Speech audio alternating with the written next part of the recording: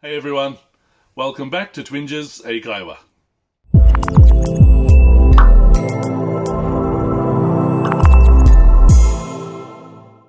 皆さん、こんにちは。Twinges 英会話です。Welcome back。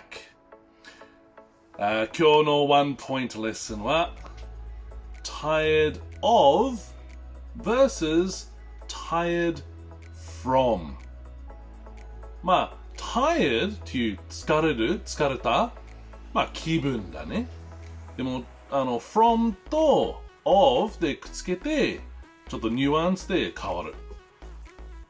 で、最初、tired of でいきましょう。もし、何か、もう興味ないとか、何がつまんない退屈ね、もう飽きた、もういいは、tired of で言わなくちゃ。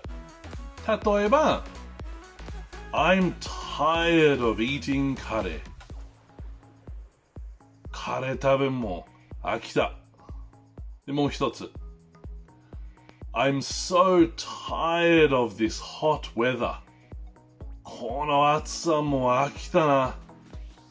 で tired from あれは飽きたの話じゃなくて何がなんかやってからもう疲れたっていう意味ね。体疲れたとか、頭の時はメンタルも疲れたとか、あれやってから疲れる気分は出る。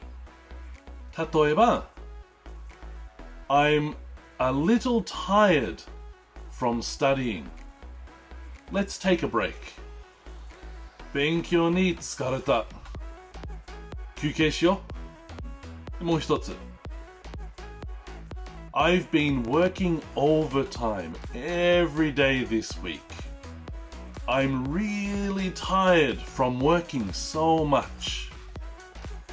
今週はいっぱい残業しました。仕事は本当に疲れた。じゃあ皆さんもう一回。Tired of もう飽きた。もう興味ない。もうつまらない。っていう話。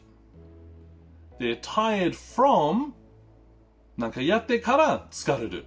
仕事やりすぎるとか、運動やりすぎるとか、マラソンで走ってもう疲れたという話ね。皆さん勉強しましたか？はい、よかった。いつもの話けど、みんなから提案待ってます。単語、文法、何のワンポイントレッスンみたい。みんな提案ちょうだい。で、皆さんいつも見るありがとう。Thank you for watching. And see you in the next one. Bye bye.